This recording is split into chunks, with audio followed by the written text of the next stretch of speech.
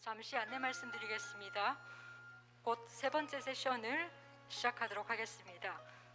이번 세션은 디자인 소송의 주요 쟁점이라는 주제로 특허법원 윤성식 부장판사님께서 좌장으로 이끌어 주실 예정입니다. 3세션 연사부들께서는 준비를 해주시고요.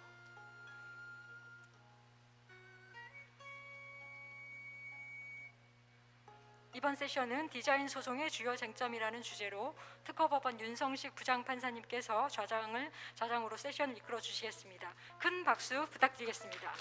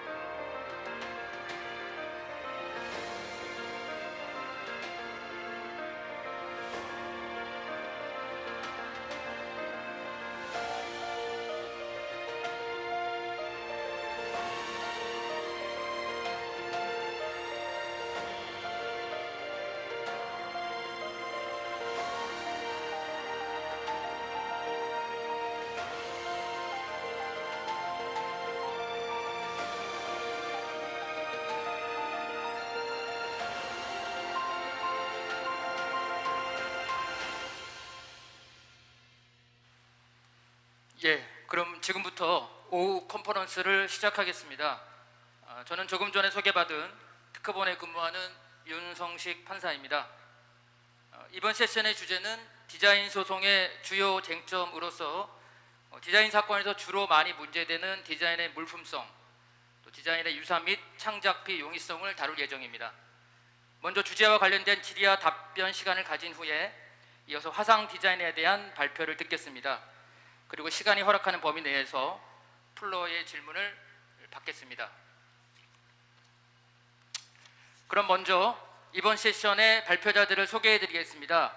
소개할 때마다 큰 박수로 맞이해 주시면 감사하겠습니다. 먼저 이 자리에 참석하지 못하셨지만 멀리 영국에서 온라인으로 실시간 참석하고 계신 UCL 석좌 교수 겸 변호사로 계시는 제임스 빌 변호사님입니다. 박수 부탁드립니다. 현지 시간으로 아침 이른 시간임에도 불구하고 직접 참석해 주신 점에 다시 한번 감사드립니다. 다음은 이 자리에 참석하신 분들을 소개해 드리겠습니다.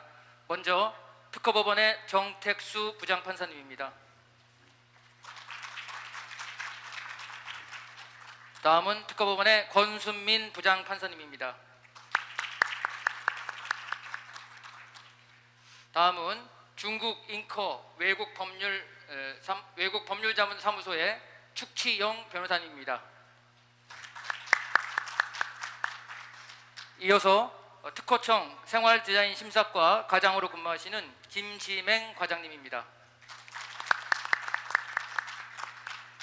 그리고 비록 이 자리에는 참석 못하셨지만 사전 제작된 영상으로 참석하고 계신 두 분을 소개해드리겠습니다. 먼저 일본 지적재산고등재판소에 계시는 토시히코 쯔루오카 부장판사님과 미국 연방 제3항소법원의 켄 조단 판사님입니다. 역시 박수 부탁드리겠습니다. 예, 그럼 바로 3세션을 시작하도록 하겠습니다. 먼저 디자인의 물품성에 대한 논의로 세션을 시작할 텐데요. 먼저 양해 말씀드리면 시간적 제약으로 인해서 패널분들께서는 사전에 말씀드린 시간 범위 내에서 답변해 주시면 감사하겠습니다. 본격적인 시작에 앞서서 미국의 조던 판사님께서 보내주신 특허법상 디자인 특허의 요건에 대한 요약 설명을 들어보도록 하겠습니다. My name is Kent Jordan. I'm a judge on the United States Court of Appeals for the Third Circuit, and I'm grateful to be with you.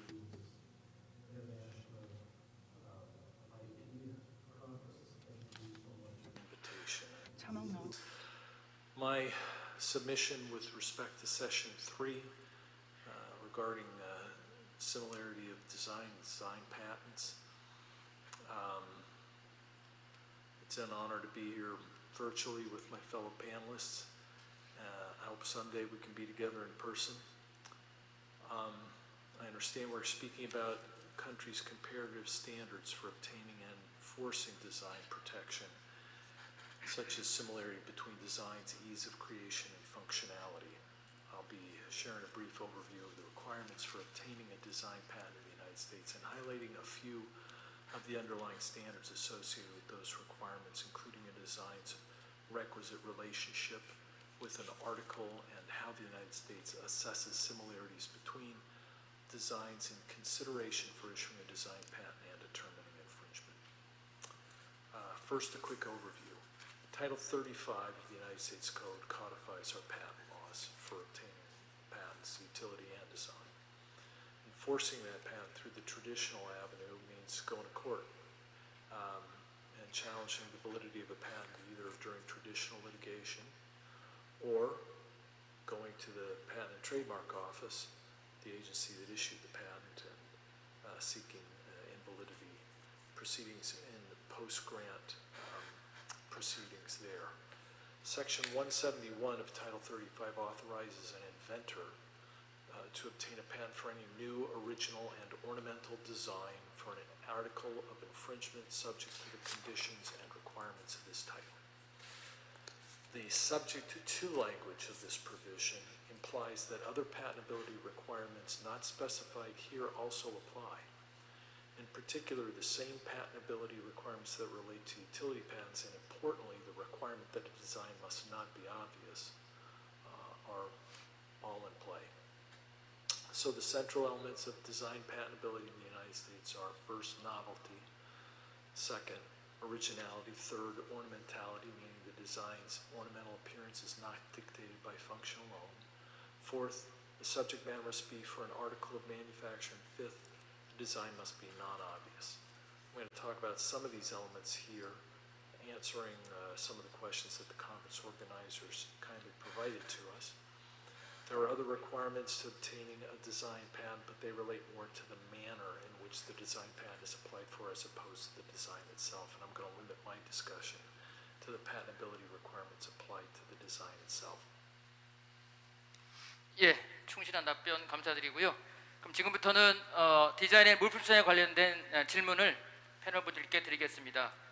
첫 번째 질문은 디자인의 성립 요건으로 물품성을 요구하는지, 그리고 완성품이 아닌 부품에 대해서도 디자인이 등록될 수 있는지 여부에 대한 질문입니다. 이 질문에 대한 답변은 먼저 정택수 부장판사님부터 답변해 주시기 바랍니다. 네, 감사합니다. 물품에 표현되어야 한다는 물품성 요건에 관한 논의는 그 디자인 보호 대상과 그 범위를 가르는 출발점이자 형태성과 시각성을 판단하는 전제가 된다고 생각합니다. 우리 한국 디자인보호법 2조 1호는 물품의 형상, 모양, 색채 또는 이들을 결합한 것이라고 정의함으로써 물품성을 디자인 요건으로 정하고 있습니다.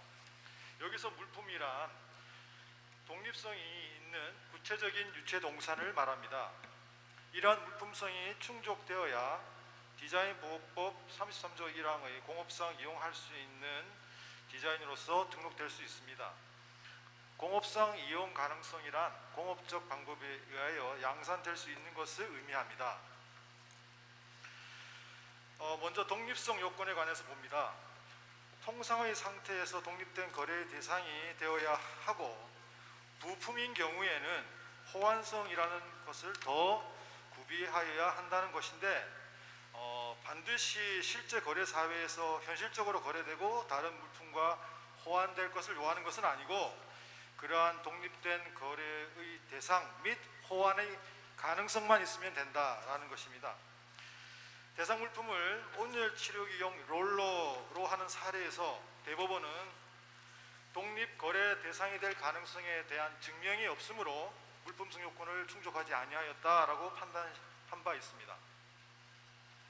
다음으로 구체성 요건에 관해서 보겠습니다. 이 부분은 제가 상당히 좀 더 중요하게 생각하는 부분인데요.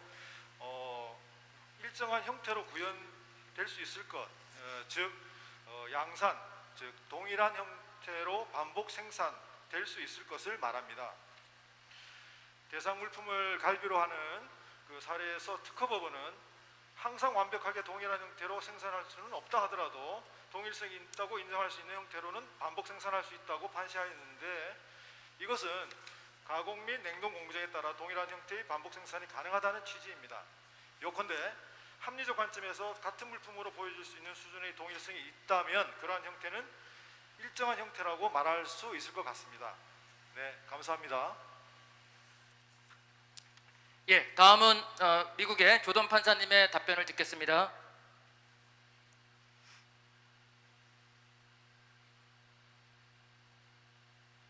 So, for design to be patentable, the design must be for an article of manufacture. Since the enactment of the design patent statute, the United States only permits patent and protection for designs that either compromise the article of manufacture itself or that form a permanent part of the underlying article, fixed within or worked onto its physical structure. This was originally identified as the fixation requirement. Thus, a standalone design or picture would not be protectable because it is a design in the abstract completely separate from a physical structure. The physical fixation requirement led early courts to invalidate patents for designs that were connected to but divisible from the article itself.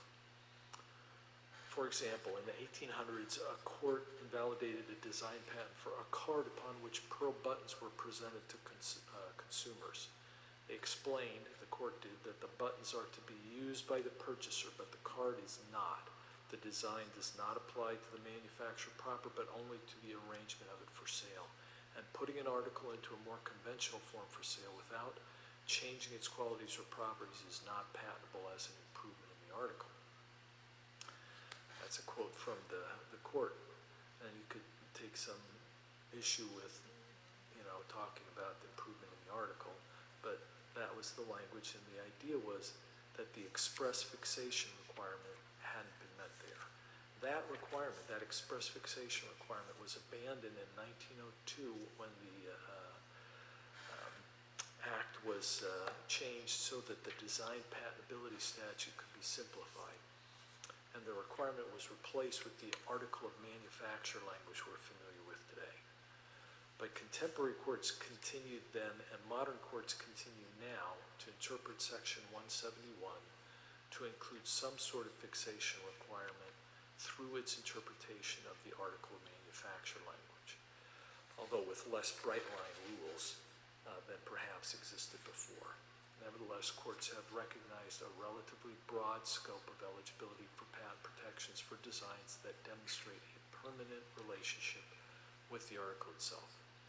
Naturally, before we can determine whether a design is for an article of manufacture, we must determine whether the object embodying the design is indeed an article of manufacture. There was substantial less uncertainty as to what constituted an article of manufacture in the early cases because manufactured objects consisted pretty well exclusively of tangible human-made items.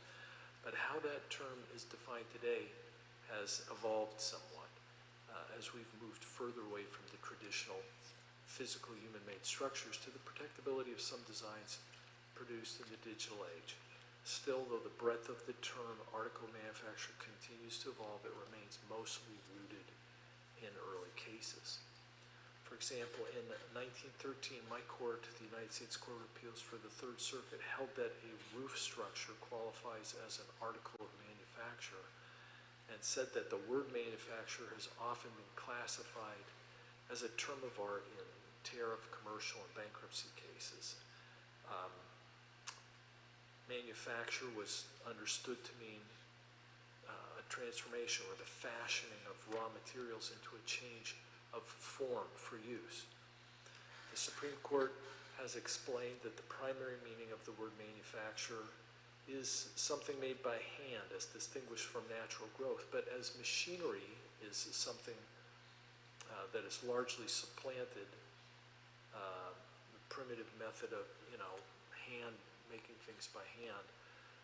The word has been used to denote any article upon which the material of the article itself has had some labor imbued and expended to finish the product.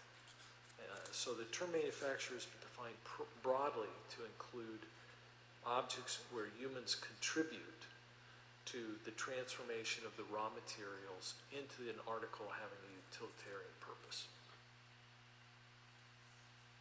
예, 말씀 잘 들었고요. 이어서 일본에서 보내주신 스로우카 판사님의 답변을 듣겠습니다. それでは第1問に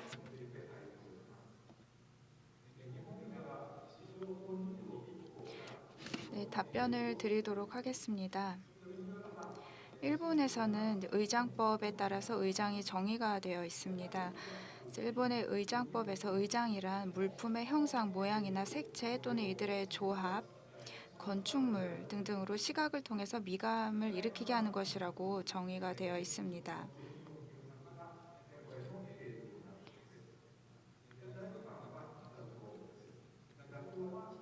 네, 두 번째로는 이제 물품이란 일반적으로 유체물인 동산을 가리키는 것이고 또 독립적으로 거래 대상이 되는 것을 말하고 물품 이외에 또 화상도 의장의 보호 대상에 포함이 되어 있습니다.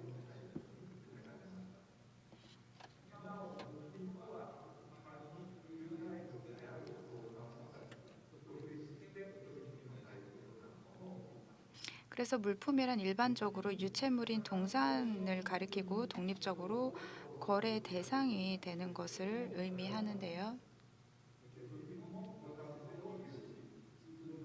의장을 완제품의 일부로서 등록이 가능합니다. 부품의 경우에도 호환성을 가지고 일반적인 독립적인 거래 대상이 된다면 물품에 해당하기 때문에 의장 등록의 대상이 됩니다. 그리고 일본에서 물품에는 물품의 부분이 포함되어 있습니다. 그래서 부분 의장이 인정되고 있습니다. 부분 의장에서는 부분에 대한 요건은 해당 물품 전체의 형태 안에서 일정 범위를 차지하는 부분을 말하고 이 물품을 다른 의장과 대조할 때 대조의 대상이 될 수 있는 부분을 의미합니다. 예, 끝으로 멀리 영국에서 준비하고 계시는 빌 변호사님, 예, 답변 부탁드리겠습니다.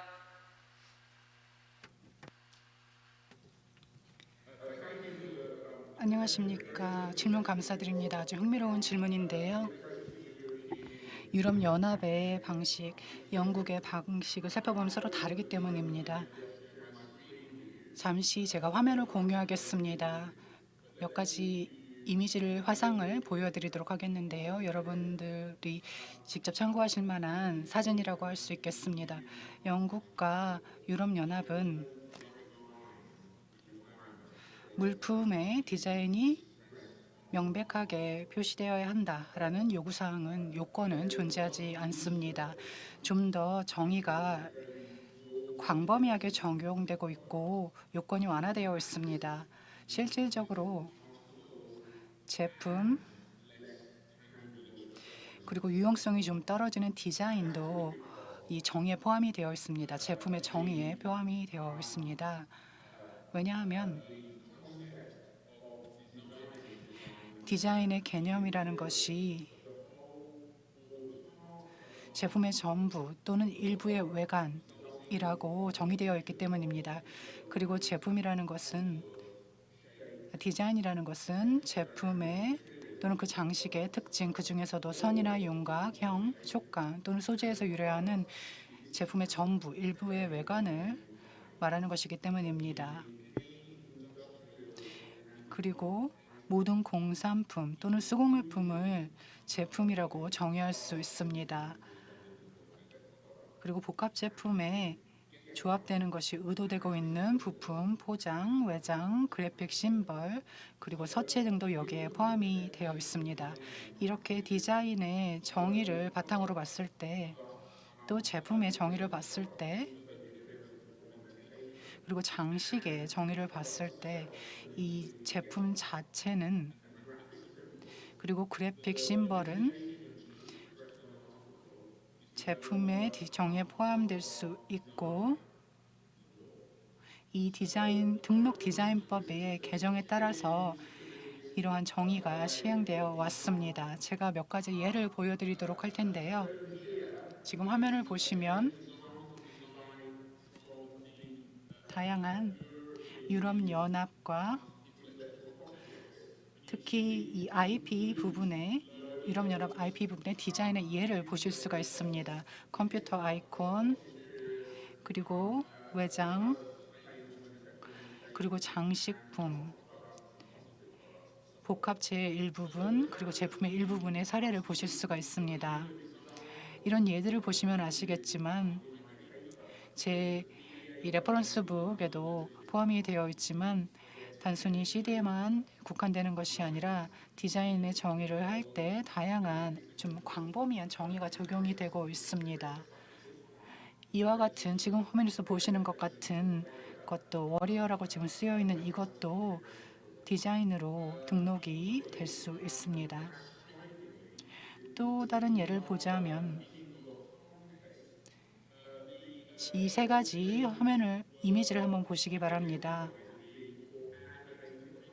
이 세 가지는 동적 아이콘이라고 정의가 되고 있는데요. 이 세 가지가 서로 비교가 되었습니다. 비디오 게임에서 비교가 되었고 이 세 가지 외관을 한번 비교해 봤습니다. 이 세 가지를 디자인으로 등록할 수 있느냐에 있어서 어떤 제한이 있었던 것은 아니고 모두 디자인으로 등록이 되었습니다. 지금 보시는 얘는 ACJ 야말란인데요.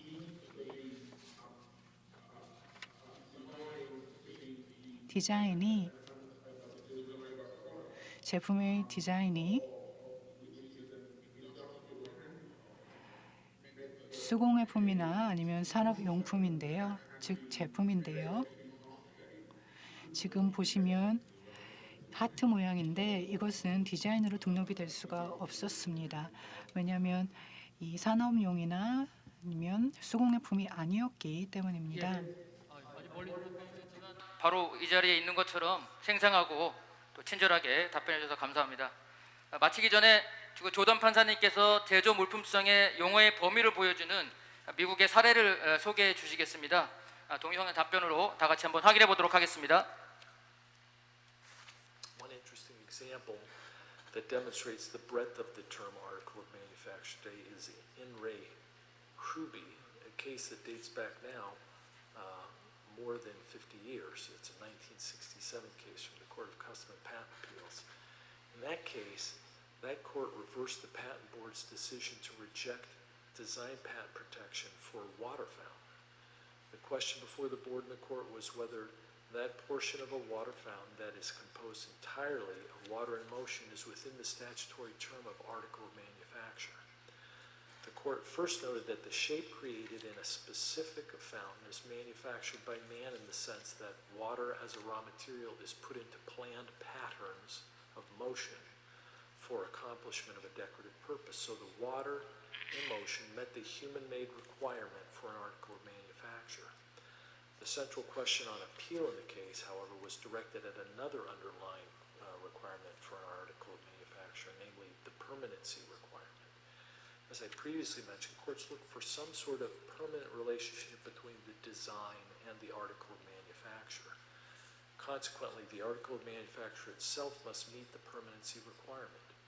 In re Hruby, the patent office had denied a design patent application for the water fountain because the portion of the fountain which is composed entirely of water in motion was seen to be a wholly fleeting product and therefore couldn't meet the permanency requirement necessary to be an article of manufacture. The Court of Custom and Patent Appeals disagreed, rejecting the Patent Office's classification of the water in motion as fleeting. The court explained that the permanence of any design is a function of the materials in which it is embodied and the effects of the environment thereon. The ornamental shape of the fountain could, the court said, remain substantially constant and will at such times present an overall appearance virtually the same from day to day if certain parameters are maintained. While the patent application did not disclose the particular means for producing the fountain effect, the court took notice that it is recognized that maintenance of parameters such as orifice configuration, water pressure, and freedom from disturbing atmospheric conditions would result in a permanent visual appearance of the water fountain sufficient to constitute an article of manufacture. In addition, the court reminded us that we look at the product as a whole when determining whether it is an article of manufacture. While it is true, the court said, that a particular droplet or droplets of water may be a fleeting product, the same cannot be said of the fountain itself. The fountain in its entirety, under proper conditions, presented a product of constant appearance rather than a fleeting product. The court's holding protecting the apparent visual shape of the streams of a water fountain as a proper design patent subject matter is indicative of the United States' liberal interpretation of its Section 171, and that broad construction has further resulted in the application of this law to designs that are embodied on a part of a product so long as the design meets the same design patentability requirements previously discussed. To sum it up, the design must be embodied on or applied to an article of manufacture, but the design need not be for the article as opposed to a portion of the article to be patentable. A design is not protectable in the abstract or if it is divisible from the article of manufacture, and the article of manufacture itself must be a human-made, or at least there must be a human contribution to that tangible product, and that the product remains substantially constant or permanent. And that's the end of my contribution on question 1. 이어서 다음은 물품성에 관한 두 번째로 글자체 디자인에 관한 질문을 드리겠습니다. 질문 내용은 글자체에 대한 디자인이 등록될 수 있는지와 그 유사성 판단 기준에 대해서 질문 드리겠습니다. 먼저 영국의 빌 변호사님, 답변 부탁드리겠습니다.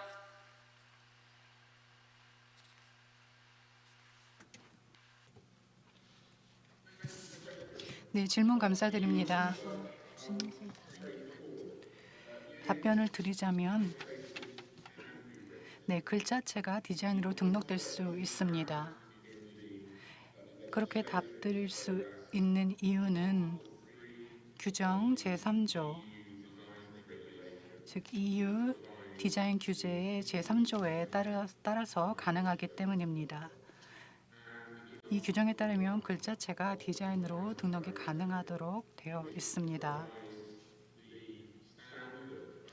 규정을 보면 기준이 나와 있는데요.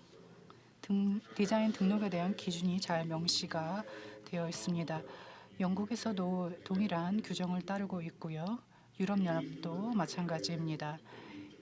글자체 디자인도 보호를 받는데요.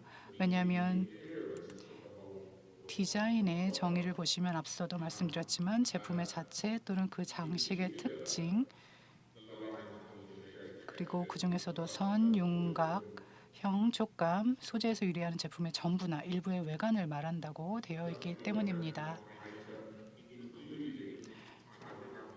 따라서 글자체도 디자인에 포함이 됩니다. 그렇기 때문에 글자체가 디자인으로 등록될 수 있느냐는 다른 등록 디자인의 유사성을 판단하기 위한 동일한 기준과 동일한 기준으로 다뤄집니다. 즉, 글자체는 글자체의 디자인의 유사성을 판단하기 위한 기준은 다른 등록 디자인과 동일합니다. 글자체는 손으로 만들어낸 것입니다. 글자체를 만들기 위해서는 개인이 시간을 들여야 하고, 다시 말해서 예전에는 이 인쇄 기기를 사용을 했었습니다. 그런데 현재는 그 방식이 많이 발전을 했고, 아이콘이나 글자체 또 다른 화상 이미지 등등이 많이 발전을 했습니다. 결과적으로 그렇게 되었고, 그래서 정의가 좀 더 광범위하게 늘어났다고 할 수가 있겠는데요. 유럽연합과 영국에서 보시면 마이크로소프트의 디자인이 관련된 사건에서 어떤 글자체라기보다는 불완전한 일련의 특징이다라고 판결이 났기 때문에 이와 판결이 난 판례법이 있었습니다. 예, 감사합니다. 예, 다음은 중국의 축지영 변호사님 답변을 듣겠습니다. 예, 중국에서는 글자체는 디자인 보호 객체가 아니기 때문에 디자인에 의하여 보호할 수 없습니다. 글자체의 가치는 필기 스타일이나 예술적 미감을 표현하는 데 있습니다. 따라서 현재 중국에서는 글자체를 미술품으로 간주하여 제작권법에 의하여 보호되고 있습니다. 디자인은 중국에서 등록될 수 없기 때문에 따라서 글자체의 유사성 판단 기준에 대한 그 답은 여기서 생략하겠습니다. 감사합니다. 예, 감사합니다. 그러면 이어서 마지막 답변인데요. 미국의 조던 판사님의 답변을 듣겠습니다. Hi, now I'm going to answer question 2 in session 3. 네, 답변을 드리겠습니다. 이 질문은 제조물품에 관한 것으로 주최 측에서 해주신 질문이신데요. 이 다른 국가에서 서체를 디자인으로 등록할 수 있는지 여부, 그리고 그 법적 근거는 무엇이라는 질문이었습니다.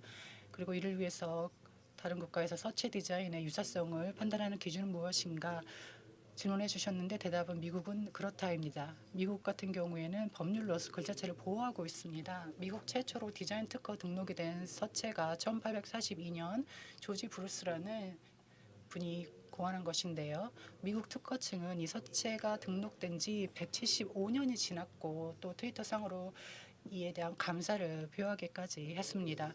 1976년에 이 문제를 다룬 미 하원의 한 보고서에 따르면 서체는 다음과 같이 정의가 될 수 있습니다.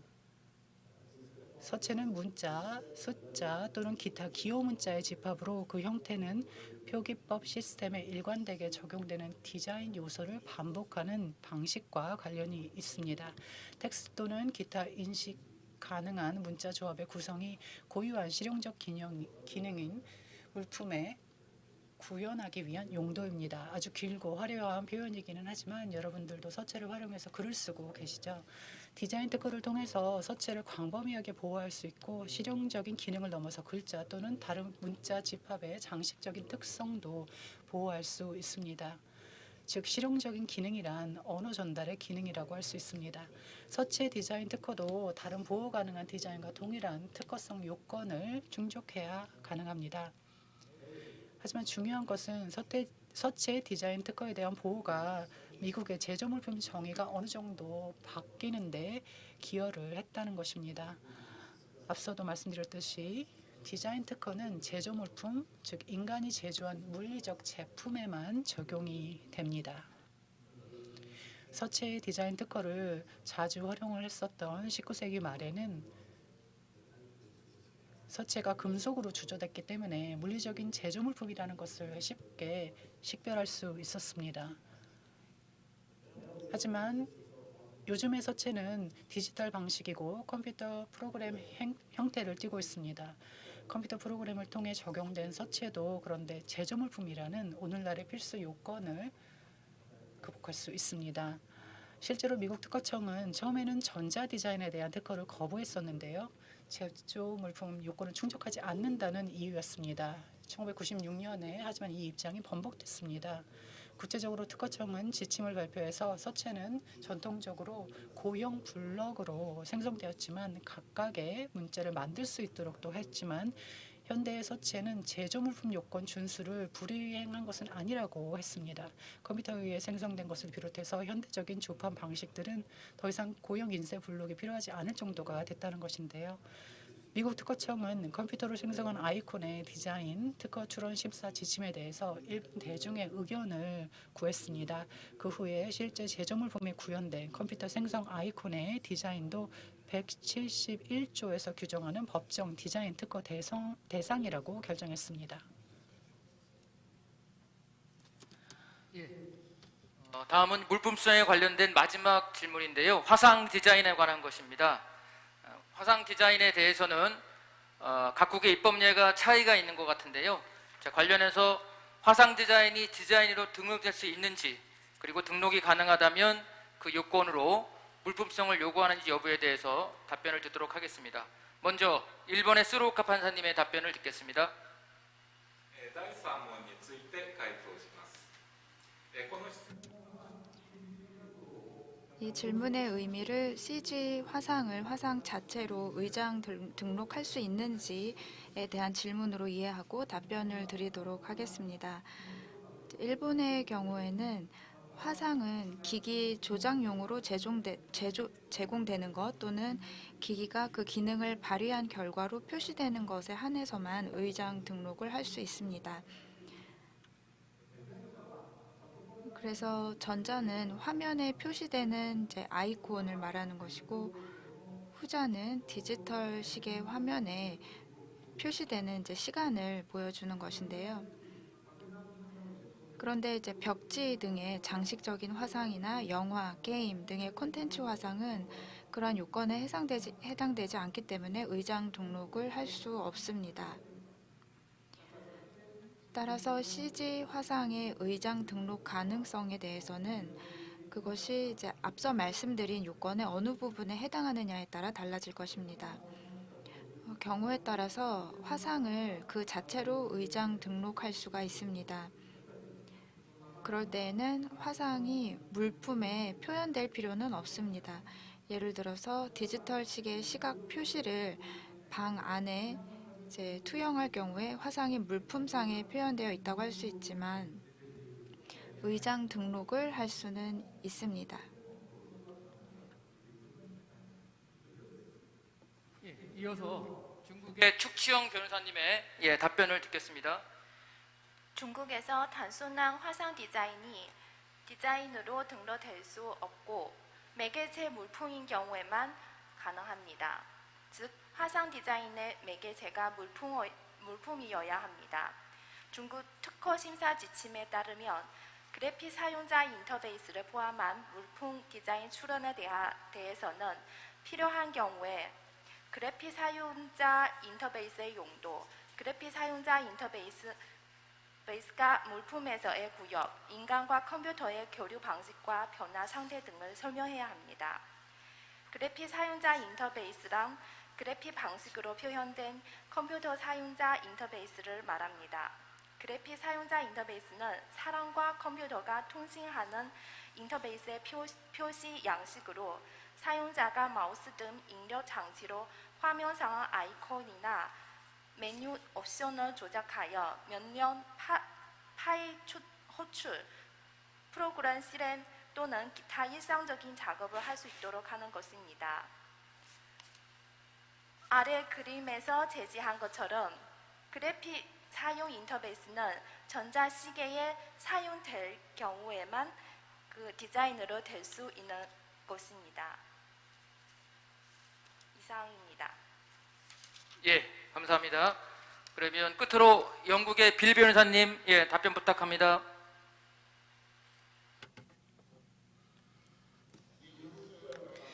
네, 답은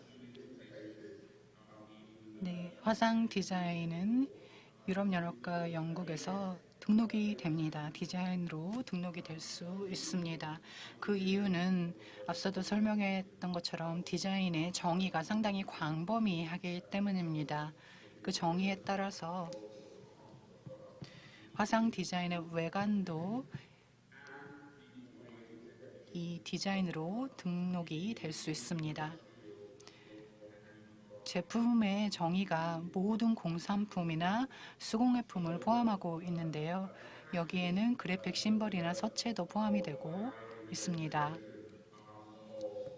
따라서 아이콘에 등록이 가능하냐라는 질문도 있는데 가능하고 아이콘에 대한 그래픽 디자인의 등록을 허용하는 관행도 많이 발전이 되어 왔습니다.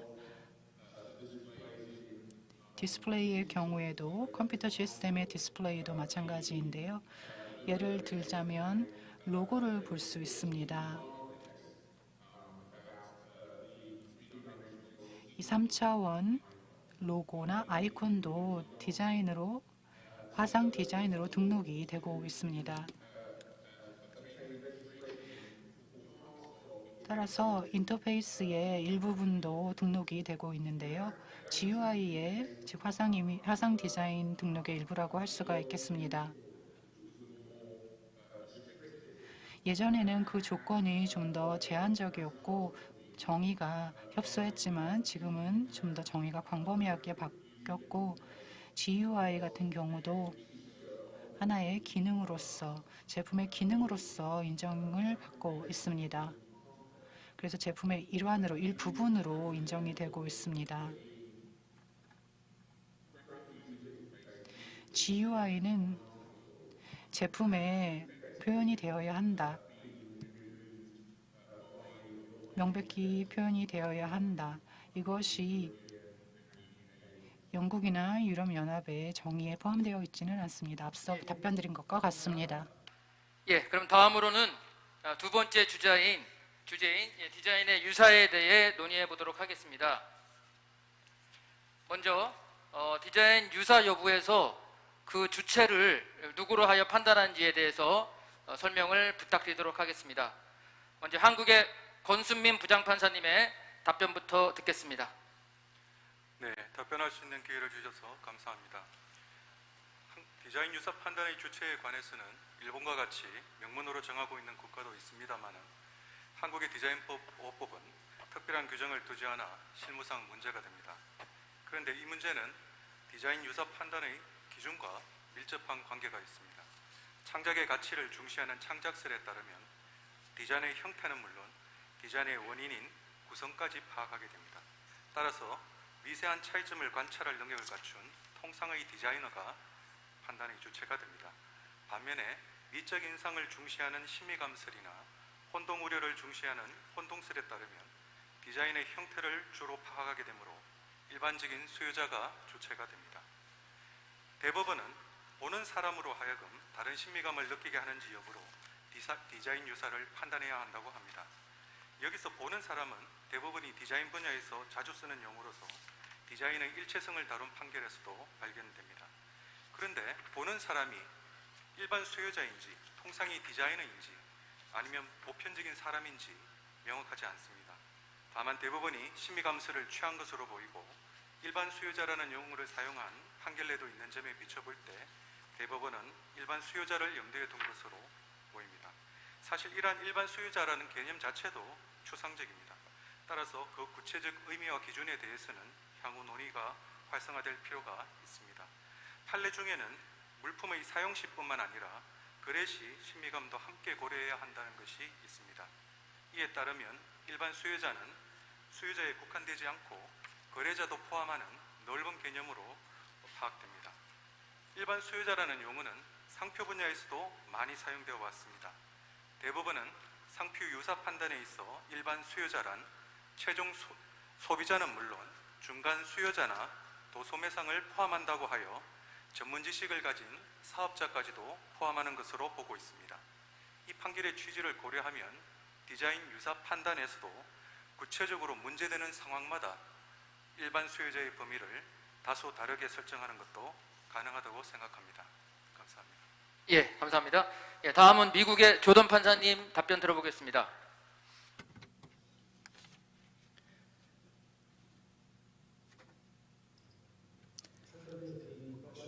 디자인 유사성이라는 주제에 관한 질문을 다뤄보면요.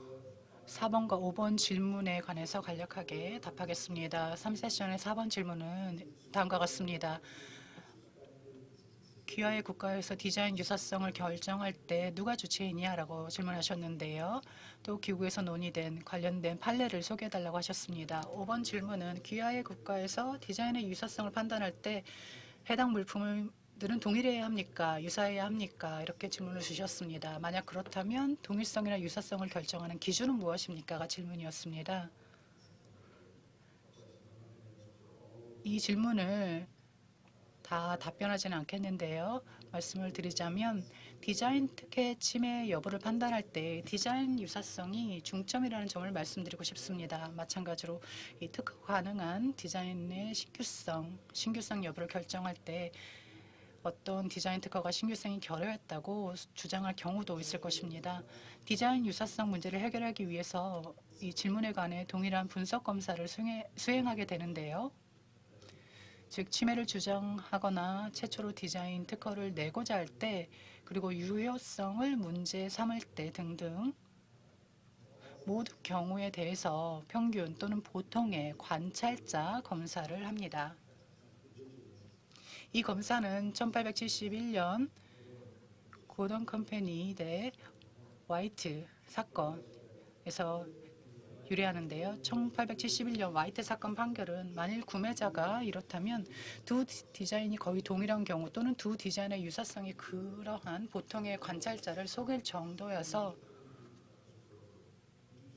디자인 상호 간의 전환 구매가 가능하도록 유도할 수 있는 경우에 후속 디자인은 처음 특허를 획득한 디자인을 침해한 것이다라고 했습니다.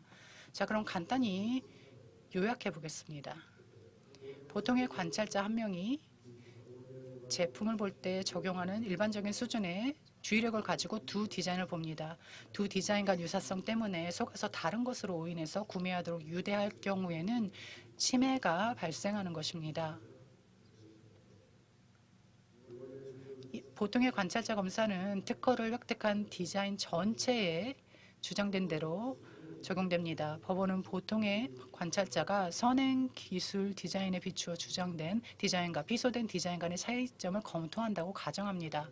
주장한 디자인이 선행 기술 디자인과 유사한 경우 비소된 디자인과 주장된 디자인 간의 사소한 차이점은 가상적인 보통 관찰자의 시각에서 더욱 중요하게 인식됩니다. 이 기준에 따라서 침해 사건에서는 법원이 먼저 보통 관찰자를 확인하고 다음 사실 인정자, 미국에서는 법원이나 배심원단이 되겠죠. 그리고 이 보통 관찰자 입장에서 등록된 제품과 주장된 제품의 디자인을 나란히 놓고 검토를 해야 합니다.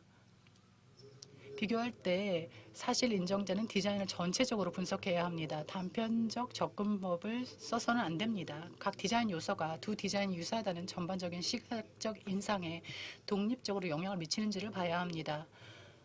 법원이 디자인 특혜를 침해했다고 판결하는 경우 주장된 디자인 전체 디자인의 유사성 면에서 보통 관찰자를 기만하는 경우가 그렇게 판결된 경우입니다. 개별적으로 검토한 장식적 특성들의 유사성이 아닙니다. 지금까지 보통 관찰자 검사와 이 검사의 적용 방식을 살펴봤는데요. 이 질문들에 대한 답변이 됐으면 좋겠습니다. 3세션에 참여할 수 있게 되어서 기쁘게 생각합니다. 이어서 영국의 빌 변호사님, 답변 부탁드리겠습니다.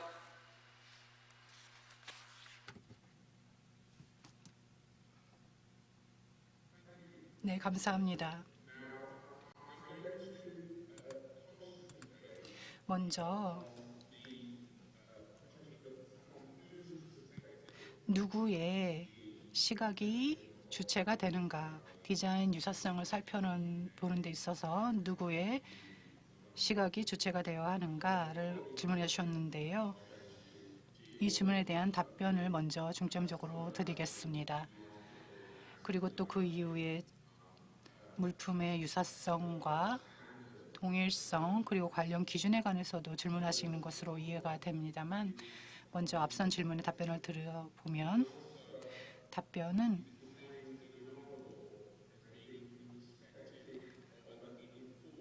저희는 일반적인 관찰자가 아닌 관련 지식이 있는 관찰자를 중심으로 또 그것을 주체로 보고 있습니다. 그리고 이 디자인이 개별 특성을 가지고 있는가를 보는데요. 이것이 관련 지식이 있는 자의 눈에 상이하게 다르게 보이는가 여부를 살펴봅니다. 이것이 침해의 유효성을 판단하는 데 중요한 요점이 되고 있습니다. 그리고 전반적으로 관련 지식이 있는 사용자에게 전반적으로 상이한 인상을 만들어내지는 않는지 그 여부가 이 침해라고 주장되는 것을 결정하는 쟁점이 됩니다. 요점이 됩니다. 이런 내용이 규정에 다 명시가 되어 있고 규정 제6조, 지침 제3조에 명시가 되어 있습니다. 그리고 개별 특성을 살펴보면요. 관련 지식을 갖고 있는 사람이 이 개별 특성을 볼 수 있는지 이런 것도 규정에 명시가 되어 있습니다. 유럽연합에서도 마찬가지인데요. 특히 유럽사법재판소는 관련 사건을 다룬 적이 있었습니다.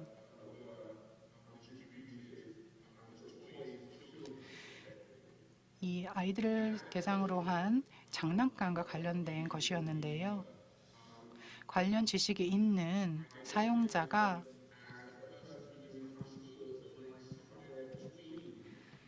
인식을 했는가, 일반 소비자와 다르게 이 상표와 관련된 상이한 부분을 인식할 수 있는가가 중요 쟁점이었습니다. 이러한 것들을 살펴보면 구체적인 이 특허와 관련된 것을 봤을 때 구체적인 것까지 다 볼 수 있는 전문가까지는 아니지만 관련 지식이 있는 사용자의 관점이 여기서는 중요했습니다. 또한 개인의 경험과 이 분야에 대한 지식의 정도가 이 전반적으로 상이한 인상을 주는지를 살펴보는데 영향을 미칠 수가 있습니다. 그리고 삼성과 애플의 사건에서도 볼 수가 있었듯이 아이패드 디자인이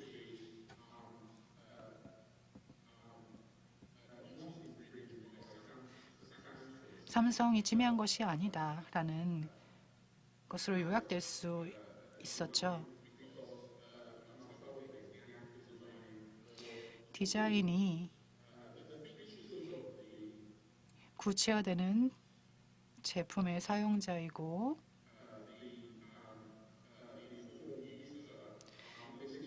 그리고 관련 지식이 있는 이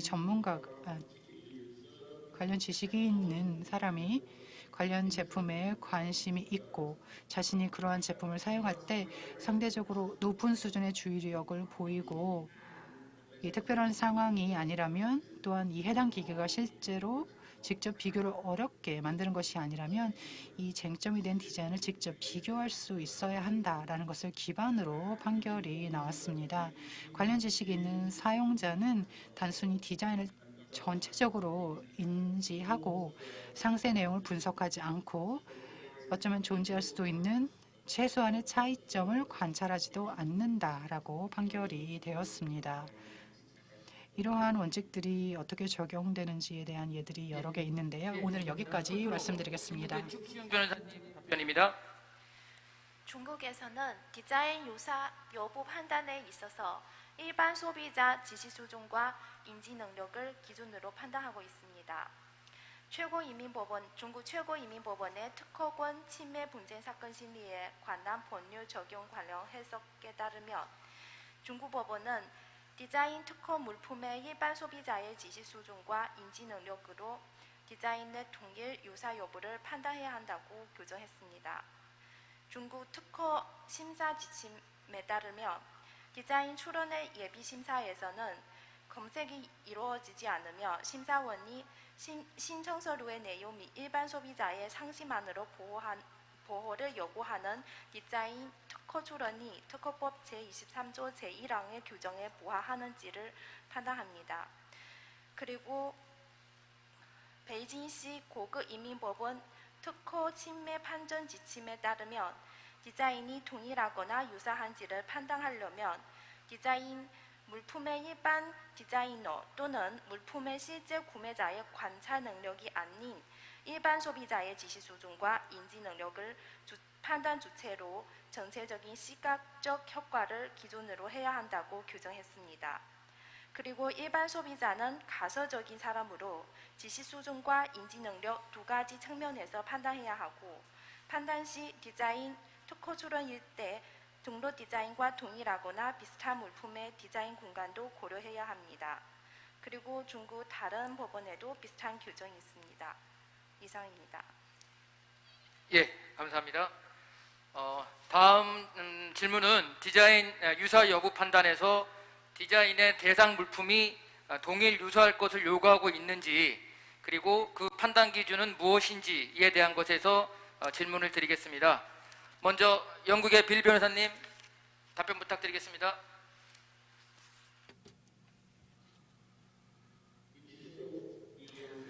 네, 간단하게 답변드리면 아닙니다.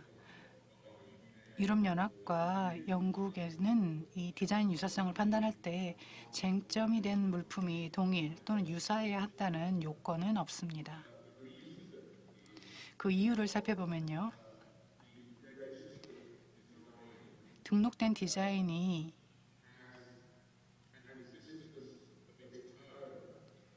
부여하는 보호 범위가 있습니다.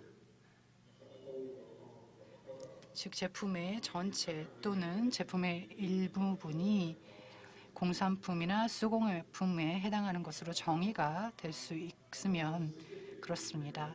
특히 규정을 한번 보면요.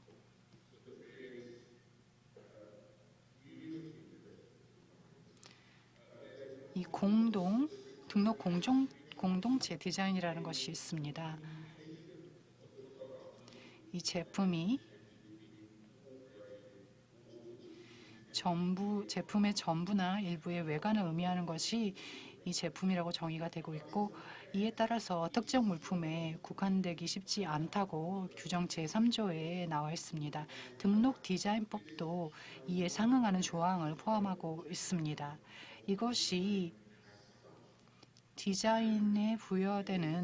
등록 디자인에 부여되는 보호 범위를 바꾸지는 않습니다.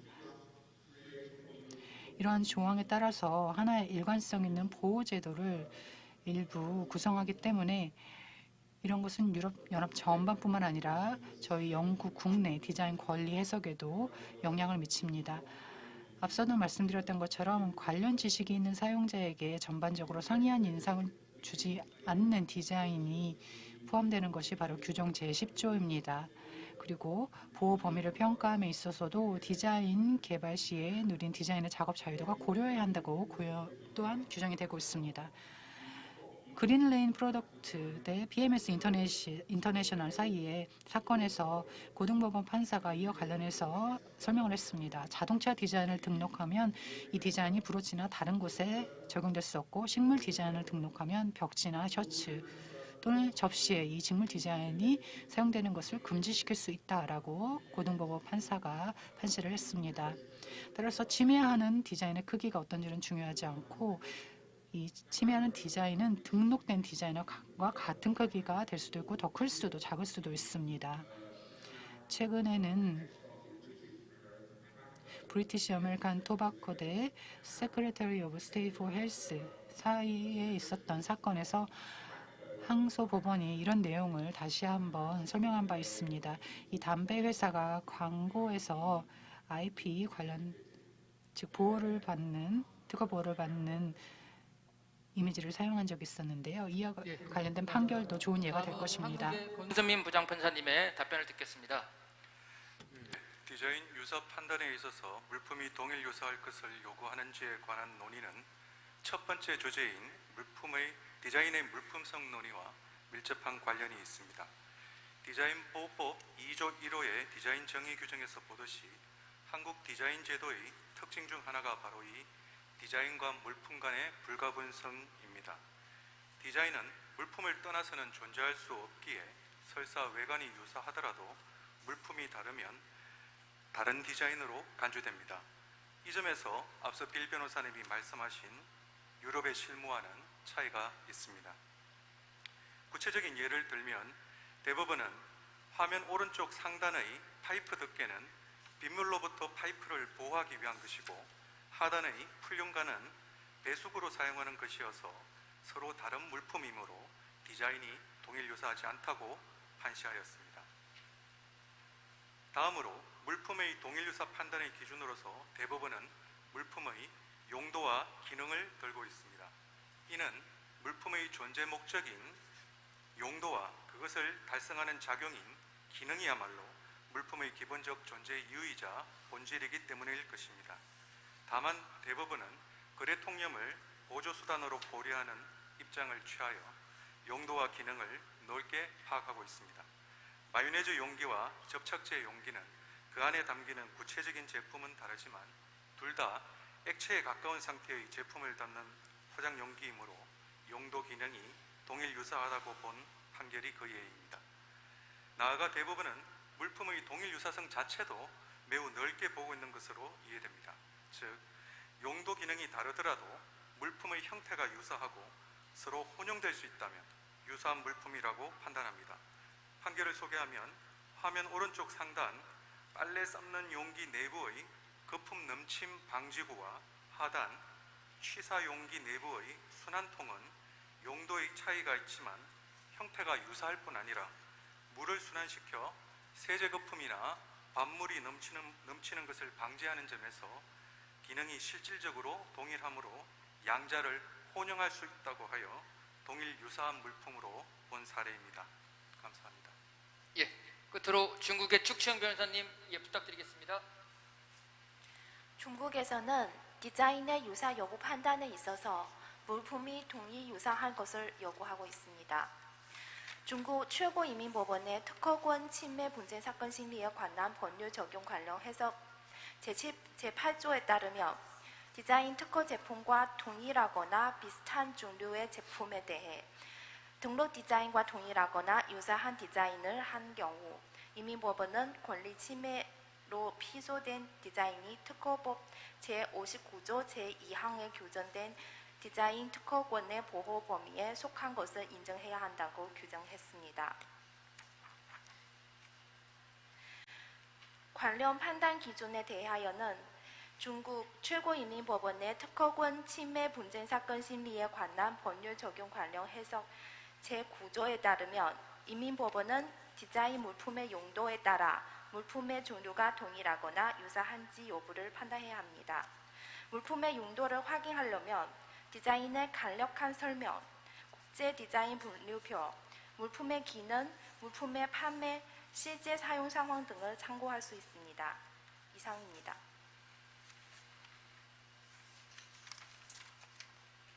예, 감사합니다.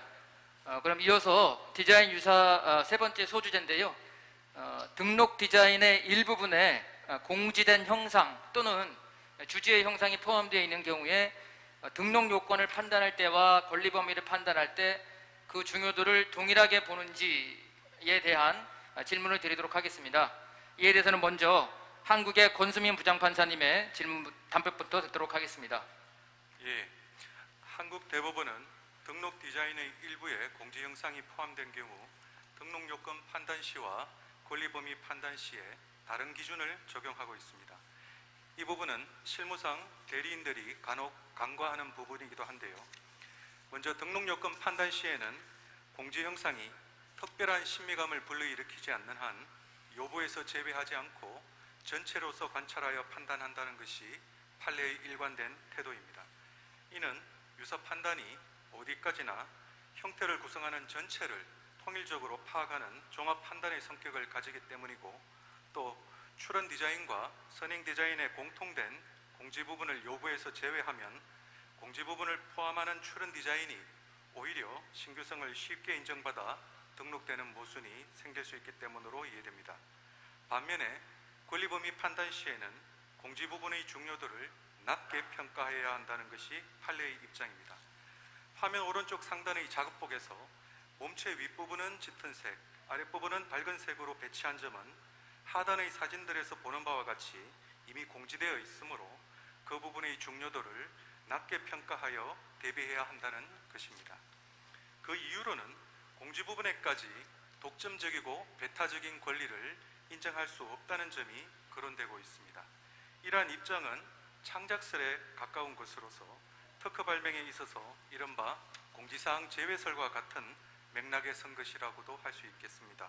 다만 디자인에 있어서는 공지 부분을 디자인의 구성 요소에서 아예 제외하는 것이 아니라 공지 부분의 중요도를 낮게 평가하여 요부에서 제외하는 데 불과하다고 보아야 할 것입니다. 등록 요건과 권리 범위를 판단할 때 그 기준은 가급적 통일적으로 해석하는 것이 바람직하겠지만 디자인권은 신규하고 창작성이 있는 권리에 부여되는 것이므로 그 권리 범위를 확정하는 작업에 있어서 디자인의 창작상 특징이 어디에 있는지 고려하는 것은 당연합니다. 이는 특허 등록의 행정 처분을 거쳐 발생하는 권리의 공정력과 현실적으로 하자 있는 권리에 관한 제3자의 이익과의 형평의 관점에서 권리의 유효성은 그대로 두되 사실상 효력을 제한함으로써 실질적 해결을 도모하는 해석 방법이라고 평가할 수 있겠습니다.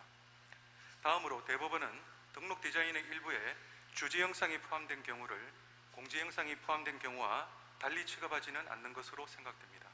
그 개념 정의에서 알 수 있듯이 주지 영상은 수요자가 거래 현실에서 주의를 갖고 보지 않는 경우가 많을 것입니다. 이러한 취지에서 대법원도 일찍이 주지 영상 부분은 요부로 될 수 없다고 판시하였습니다.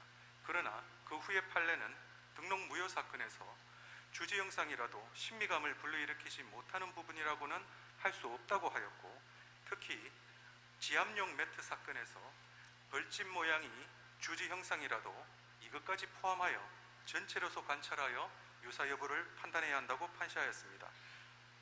보시는 화면 아래쪽이 선행 디자인이고 왼쪽이 등록 디자인인데, 등록 디자인의 디자인의 설명에 벌집 모양이라고 기재되어 있었던 사안이기도 합니다. 이러한 판결들의 태도는 주지 형상이라고 하여 이른바 기본적 형태처럼 무조건 요부에서 제외할 것이 아니라는 전제에 서 있다고 보입니다. 감사합니다. 예, 감사합니다. 다음에 이어서 일본의 스루오카 판사님 답변 듣겠습니다.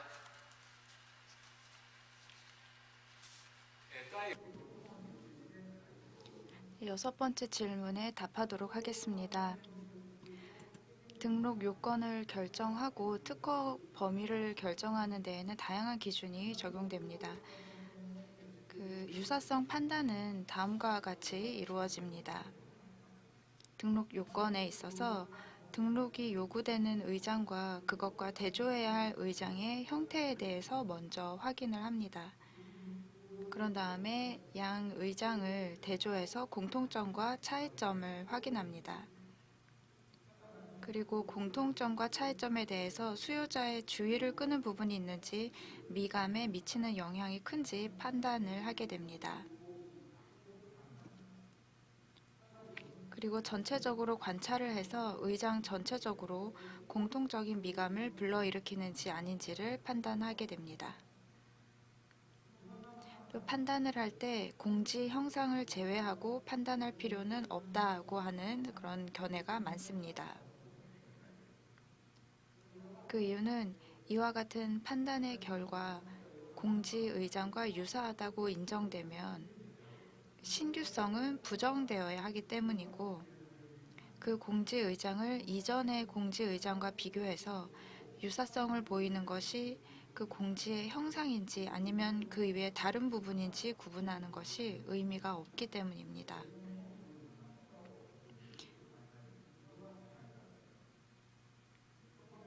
이에 반해서 침해 여부에 있어서 유사성 판단은 다음과 같이 이루어집니다. 먼저 등록 의장과 침해가 의심되는 의장의 형태를 확인합니다. 그리고 의장의 요부를 확인합니다. 또 요부가 공통적인지 다른 미감을 불러일으키는지 판단합니다. 그리고 요부 확인 시에는 공지의 형상이 아닌 신규 창작 부분에 있는지 그 존재 여부를 고려합니다. 즉 공지의 형상은 요부 확인에서 중요한 것이 아닙니다. 이는 공지의 형상이 등록 의장의 권리 범위에 포함되지 않도록 하기 위한 것입니다.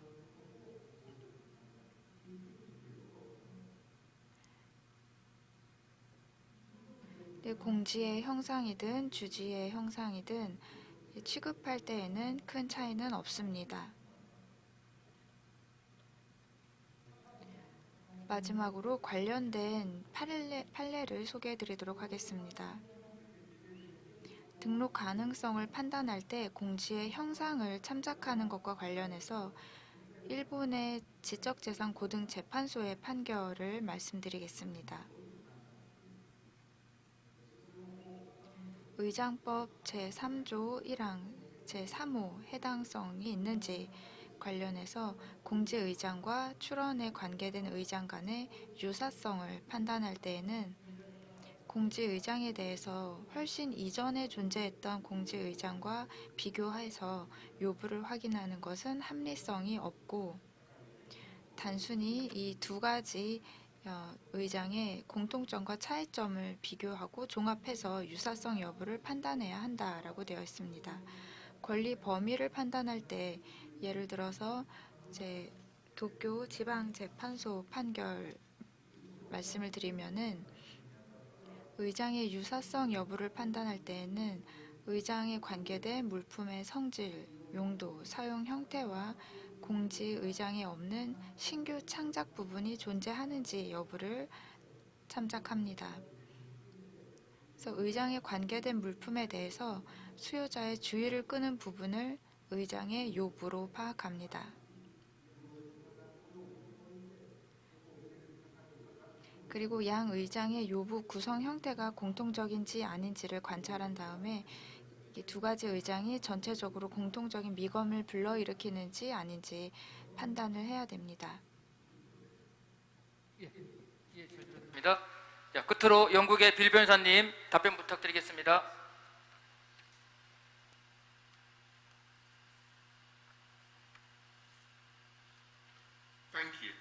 네, 감사합니다. 질문에 대한 답은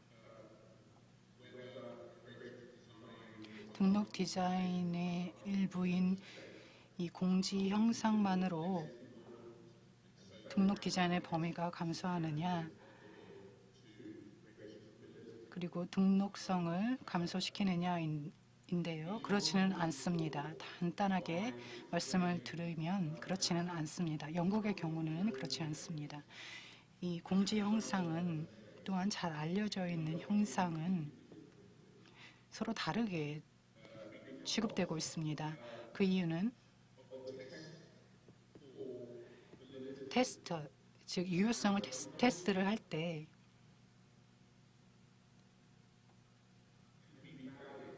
디자인이 새로운 신규성이 있다면, 그리고 개별 특성이 있다면 유효성이 있는 것으로 판단이 됩니다. 디자인이 신규성이 있고 그리고 새롭게 개발된 것이어서 개량성이 있다면 출현될 때, 그리고 또 선행 디자인과 선행 기술을 침해하지 않는다고 했을 때 인정이 되고 있습니다. 물론 개별 특성이 있어야 한다는 요건이 있습니다. 개별 특성을 다시 한번 강조하고 싶은데요. 개별 특성이 있어야만 이 관련 지식이 있는 사용자의 눈에 전반적으로 상이한 인상을 만들어내기 때문입니다. 그래야만 대중에게 제공이 될 수 있는 것입니다. 특허의 보호를 받는 제품으로, 디자인으로 제공이 될 수 있는 것입니다. 여기서 테스트를 보면요, 개별 특성을 중점으로 합니다.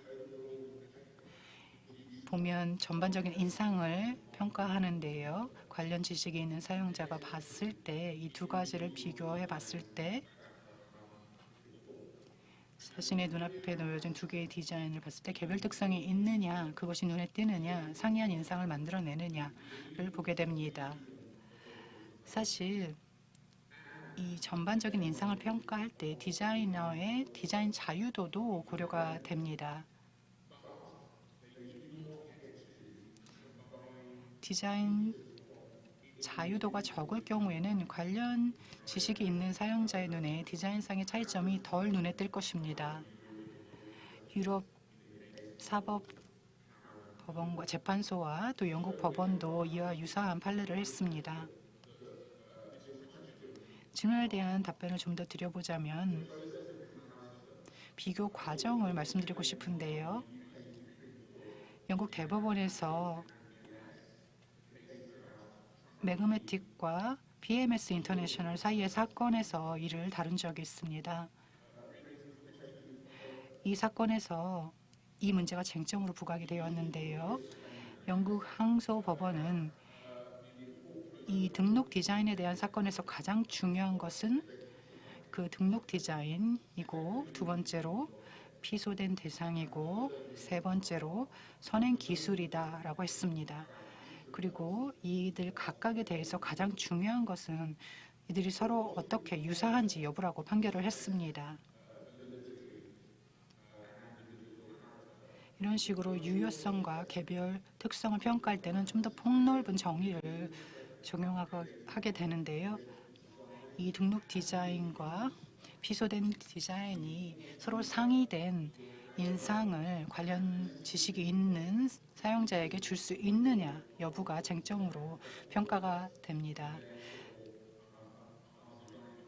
그래서 이 주지 형상도 중요하게, 즉 전반적인 인상을 평가할 때 다뤄지기는 하지만 전반적인 인상을 평가할 시 그 중요성이 떨어질 수도 있습니다. 관련 지식이 있는 사용자는 공지 디자인의 일부를 구성하는 속성에는 덜 중요한 의미를 부여하고, 그렇지 않은 속성에는 더 큰 의미를 부여할 것입니다. 따라서 앞서도 말씀드렸던 것처럼 관련 지식이 있는 사용자는 비교를 할 때 주지 형상이 전반적인 인상을 평가할 정도로 중요하지 않다고 생각할 수도 있습니다. 세 번째 주제인데요. 저희도 이제 조금씩 더 열기가 되다 보니까 저희 정해진 시간이 가까워지는데 패널 분들께서 열기 때문에 조금 시간이 오버되는 것 같습니다. 저희가 휴식 시간을 뺏을 수는 없으니까요.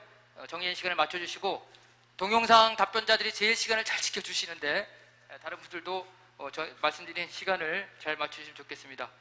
마지막으로 세 번째 주제는 디자인의 창작 비용이성에 대한 것입니다. 먼저 이에 대해서는 디자인의 창작 비용이성을 디자인 등록 요건으로 하고 있는지, 그리고 그 판단 기준은 무엇인지에 대해서 질문을 드리도록 하겠습니다. 방금 전에 답변하셨던 빌 변호사님, 다시 한번 답변 부탁드리겠습니다.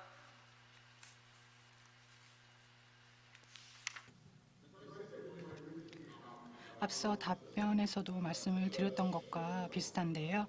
간단하게 답변을 드리면 아닙니다. 입니다. 창작 용이성, 비용이성이 이 디자인의 등록 여부를 결정하는 것은 아닙니다. 영국이나 유럽에서 동일하게 그렇게 다뤄지고 있습니다. 하지만 유념해야 할 점이 있습니다.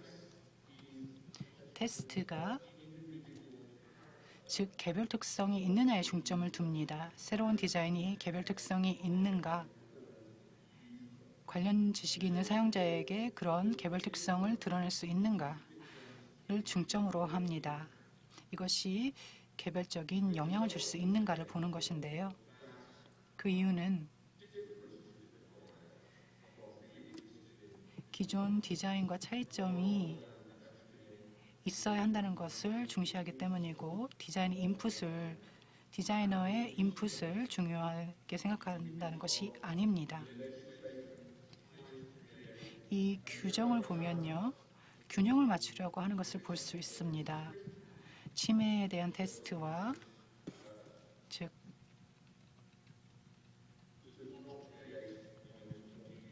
관련 지식 있는 사용자에게 전반적으로 상이한 인상을 주지는 않는가의 여부를 보는 것과 균형을 맞추려고 하는 것을 이 규정에서 볼 수가 있습니다.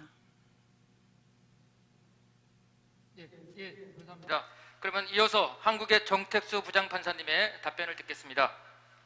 예, 감사합니다. 제 답변에 앞서서 말씀드리고 싶은 게 영국의 빌 변호사님의 오늘 귀한 답변이 너무 고마운 것 같습니다. 제가 감사와 존경을 표하지 않을 수가 없는 게, 저희가 앞으로 이 부분 정말 어려운 부분인데 오늘 빌 변호사 답변을 많은 비교법적 연구 소재가 되지 않을까 생각이 됩니다. 그러면 제 내용을 말씀드리겠습니다. 우리 디자인보호법 33조 2항은 통상의 디자이너가 쉽게 창작할 수 있는 것, 이것은 등록받을 수 없다고 규정하고 있습니다. 그리고 그 규정 취지는 대법원 판례를 통해서 창작 수준의 평가에 있다라고 확인하고 있습니다. 여기까지 해도 너무 어렵습니다. 결국 그 말이 그 말 같고, 그래서 결국 대법원 판례는 이것을 유형화하는 방법을 취하고 있습니다. 즉, 첫 번째, 공지 형태, 주지 형태를 거의 그대로 모방 전용한 디자인. 두 번째, 전체적으로 다른 미감적 가치가 인정되지 않는 상업적, 기능적 변형에 불과한 디자인. 세 번째, 그 디자인 분야에서 흔한 창작 수법이나 표현 방법으로 변경, 조합, 전용하였음에 불과한 디자인. 이런 등과 같은 것은 창작 수준이 낮으니까 등록받을 수 없다라는 것이 되겠습니다.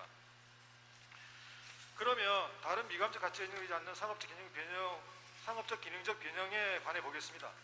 상업적 기능적 변형이라는 것은 통상의 디자인이라면 그 물품 또는 기능에 맞춰 가할 수 있다고 생각되는 정도의 변화가 되겠습니다. 그리고 미감적 가치는 통상의 디자이너의 관점에서 쉽게 창작할 수 있다고 볼 수 있을까, 그런 정도인가 라는 관점을, 그런 것을 고려해서 판단한 것으로서 심리감과는 판단 영역이나 대상이 다르겠습니다.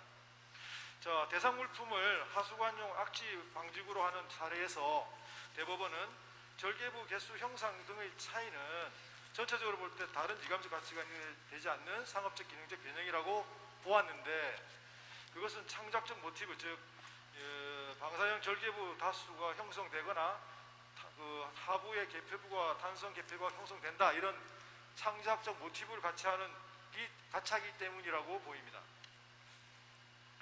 그러면 이어서 흔한 창작 수법이나 표현 방법으로 변경 조합 전용에 해당하는지 여부는 보겠는데, 이에 대해서는 그 변형한 정도의 관점이 아니라 그 창작 행위와 관련된 창작 수법이나 표현 방법이 흔한 것인가 아니면 독특한 정도의 것인가 라는 관점에서 판단합니다. 대상 물품을 전력계 박스로 하는 사례에서 대법원은 빗물 햇빛 가리개의 개수 형상의 차이는 통상의 디자이너가 쉽게 변경할 수 있다라고 판시하였는데, 이것은 두 개의 투시창이라는 기본 구성을 유지하면서 단순히 투시창의 위치에 맞추어서 가리개를 이렇게 양분한 것에 불과하니까 그 창작 수법이나 표현 방법이 독특한 정도라고 보기 어렵다라는 지지가 되겠습니다. 네, 감사합니다. 예, 끝으로 중국의 축치영 변호사님, 답변 부탁드립니다. 중국에도 디자인의 창작 비용이성을 디자인 등록 요건으로 정하고 있습니다. 그 판단 기준에 대하여 다음과 같이 설명드리도록 하겠습니다. 특허법 제23조 제2항은 특허권이 부여될 디자인이 기존 디자인이나 기존 디자인 특징의 조합과 뚜렷이 구별되어야 한다고 규정하고 있습니다. 기존 디자인의 범위에 대해 특허법 제23조 제4항은 기존 디자인은 신청일 우선권이 있으면 우선권일 이전에 국내외에서 대중에게 알려진 디자인을 의미합니다. 신청일 이전에 국내외 출판물에 공개적으로 발표, 공개적으로 사용 또는 기타 방식으로 일반인에게 알려진 디자인을 포함합니다. 중국 최고인민법원 특허 수권 권리 확인 행정사건에 관련 법률 적용 규정 제20조에서 구체적인 판단 기준을 다음과 같이 규정했습니다. 기존 디자인에서 전체적으로 주는 디자인 개시에 따라 일반 소비자가 쉽게 생각할 수 있는 디자인 특징의 전용, 조합 또는 교체 등의 방식으로 디자인 특허의 전체적인 시각적 효과와 동일하거나 국보적인 미세 차이만 존재하고 실질적으로 동일한 디자인이거나 또한 독특한 시각적 효과가 없으면 인민법은 해당 디자인 특허가 기존 디자인 특징의 조합과 비교하여 특허법 제23조 제2항의 명확한 차이가 없음을 인정해야 합니다. 다음의 상황 중 하나에 부합되면 인민법원은 정항에서 언급한 디자인 개시가 존재함을 인정할 수 있습니다.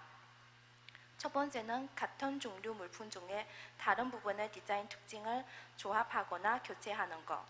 두 번째는 기존 디자인이 특정 종류 물품의 디자인 특징을 디자인 특허 물품으로 전용하는 것을 공개한 것. 세 번째는 기존 디자인이 다른 특정 종류 물품의 디자인 특징을 서로 조합한 것을 공개한 것. 네 번째는 기존 디자인의 도안을 직접 또는 미세하게만 변경하여 디자인 특허 물품에 사용하는 것. 다섯 번째는 단일 자연물의 특징을 디자인 특허 물품에 적용하는 것. 여섯 번째는 단순하게 기본 기하적 형상을 사용하거나 미세하게만 수정한 후 디자인을 얻은 것. 마지막은 일반 소비자가 군지한 건물, 작품, 마크의 정보 또는 일부를 사용하여 디자인을 얻은 것. 이상입니다. 예, 감사합니다. 자, 이번 세션의 마지막 질문인데요. 마지막 질문은 복수의 디자인 형태들 간의 결합에 의한 디자인 용의 창작을 인정하고 있는지와 그 다음에 그 판단 기준이 무엇인지에 대한 것에 대해서 질문을 드리겠습니다. 방금 말씀하셨던 축지영 변호사님 답변 부탁드리겠습니다. 관련 특허법에 따라 간단한 형태의 조합은 특허가 부여되지 않으며 그 판단 기준은 해당 형태의 조합이 독특한 효과를 낼 수 있는지 여부입니다. 중국 특허심사 가이드의 제4파트 제5장의 6에 의하면 특허법 제23조 제2항의 규정에 따라 특허권이 부여될 디자인은 기존 디자인이나 기존 디자인 특징의 조합과 확연히 구별이 되어야 합니다. 사건 관련 특허가 기존 디자인이나 기존 디자인 특징의 조합과 현저하게 차이가 나지 않는 것은 다음과 같은 경우가 있습니다. 첫 번째는 사건 관련 특허는 동일 또는 그 유사한 종류의 물품의 기존 디자인과 현저하게 차이가 나지 않는 경우. 두 번째는 사건 관련 특허는 기존 디자인에서 전용되고 양자의 디자인 특징이 동일하거나 미세한 차이만 있을 뿐이며 그 구체적인 전용 수법은 동일하거나 유사한 종류의 물품의 기존 디자인에서 제시받았을 경우. 세 번째는 사건 관련 특허는 기존 디자인 또는 기존 디자인의 특징의 조합으로부터 얻은 것이고 정수란 기존 디자인과 사건 관련 특허의 해당 부분이 같거나 미세한 차이만 있을 뿐이며 그 구체적인 조합 수법은 동일하거나 유사한 종류의 물품의 기존 디자인에서 제시받았을 경우. 기존 디자인의 정용과 조합을 통해 어떤 사건 관련 특허는 유 2항 상항의 규정에 따라 종합적으로 고려해야 합니다. 그러나 이와 같은 전용 또는 조합 후에 독특한 시각적 효과를 나타낼 경우는 제외합니다. 시간 관계로 그 중간 부분은 생략하고 관련 중국 판례 사례 하나 간략하게 말씀드리도록 하겠습니다. 관련 원고인 선전시 라이트니스 의료유한회사는 디자인 특허권 무효 선고 행정분쟁 청구 사건에 불복하여 중국 국가지식재산권국 특허재신위원회가 내린 무효 선고 청구 심사 결정에 대하여 법정 기한에 소송을 제기했습니다. 원고 라이트니스는 다음과 같이 본 특허와 대비 디자인과 뚜렷하게 다르다고 주장했습니다. 양자가 컵과 하트 사이에 덮인 레이스 트리밍이 서로 다릅니다. 본 특허의 레이스 트리밍 팬터는 원고 로고를 담고 있으며 레이스 트리밍 조화가 잘 어우러져 있습니다. 대비 디자인 트리밍은 단순한 도형 삭기에 불과합니다. 이에 피고의 판정이 잘못되었습니다. 따라서 원고는 법에 의하여 관련 결정문을 철회하고 다시 결정을 내리도록 청구했습니다. 베이징 지식재산권 법원은 본 특허와 대비 디자인 1의 레이스는 배치가 거의 같기 때문에 꽃 모양의 디자인, 소재 스타일, 스밀도 등의 측면에서 미세한 차이만 있을 뿐 구체적인 레이스 모양이 다른 것 부분적인 미세 변화에 해당하기 때문에 전체적인 시각적 효과가 없기 때문에 따라서 본 특허와 대비 디자인의 차이점 1은 본 특허가 기존 디자인에 비해 크게 차별화되는 것이 아닙니다. 원고의 관련 주장은 사실과 법적인 근거가 부족하여 그래서 이에 대하여 지지하지 않기로 했습니다. 이상입니다. 감사합니다. 예. 끝으로 한국의 정태수 부장판사님 답변 듣겠습니다. 예, 지금 휴식 시간은 중요하니까 제가 좀 빨리 가야겠네요. 첫째면은 우리 디자인보호법 33조 2항은 복수 형태의 결합에 의한 용의 창작을 규정하고 있다. 이게 요지고요. 두 번째 면은요, 그런 형태의 결합에 의한 용의 창작의 유형이 이렇게 볼 수 있다. 창작 수준 낮은 복수 형태 결합은 이런 유형을 볼 수 있다. 자, 이 부분 좀 보겠습니다. 자, 이런 복수 형태 결합에도 창작 수준 낮은 디자인이 있을 수 있는데 그때는 결합의 용이성도 함께 살펴보라는 것이 대법원 판례입니다. 먼저 디자인 분야에 따라서는 그 발상의 자유가 제한되는 측면이 있으니까 디자인 분야의 관련성을 고려해야 하겠습니다. 그래서 첫 번째 고려 요소로 공지 디자인의 대상 물품이나 주지 형태의 알려진 분야를 첫째 고려 요소로 합니다.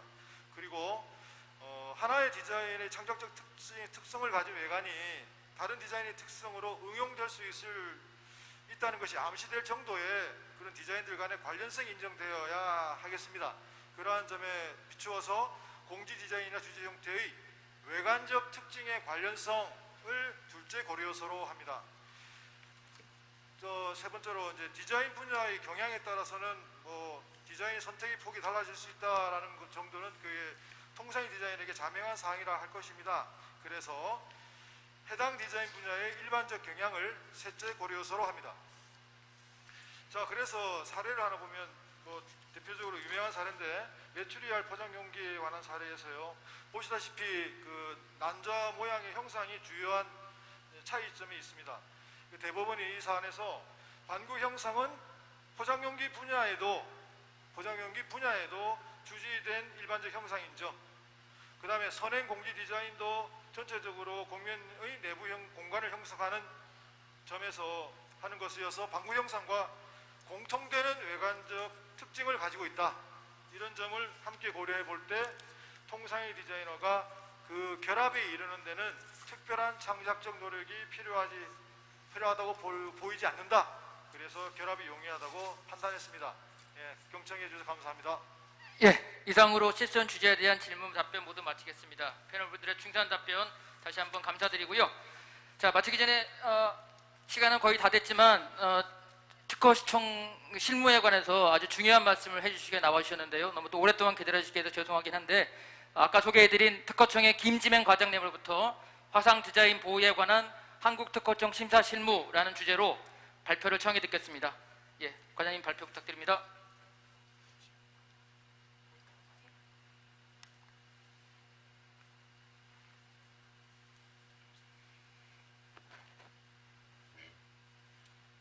예, 안녕하십니까. 특허청 디자인 심사과장으로 근무하고 있는 김지명이라고 합니다. 오늘 발표 순서는 다음과 같습니다. 일단 시간 제약상 일반적인 부분은 설명할 것이고요. 자료를 좀 참고해 주시면 감사하겠습니다. 자료에 있는 사진 사례는 대부분 심사 기준에서 인용을 했습니다. 그리고 제가 자료를 준비하면서 화상 디자인에 관한 분쟁 사례를 조사해 봤는데 사실 아직까지는 많지 않습니다. 심판원의 신결은 대부분 심사관의 거절 결정에 대한 불복 심판이고 또 신결에 대해서 특허법원에 소를 제기한 경우도 사실 거의 없습니다. 무효 심판이나 권리복위 하기 심판도 거의 청구가 되지 않고 있고요. 민형사 사고도 사실 찾기가 좀 어렵습니다. 이런 현상이 사회 전체적으로 바람직한지 여부는 사실 변론으로 하더라도 화상 디자인에 대한 제도 발전을 위해서는 좀 개인적으로 아쉬운 생각도 좀 들었습니다. 다음 이제 발표를 진행하겠습니다.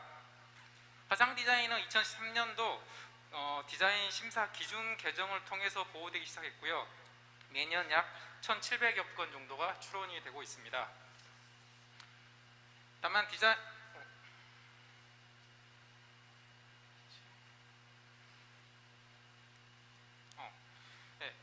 디자인 보호법상 보호받는 디자인은 물품성을 갖춰야 하므로 화상 디자인 자체로 보호되는 것은 아니고 스마트폰 등 표시물 죄송합니다. 계속 잘못 넘어가고 있어요.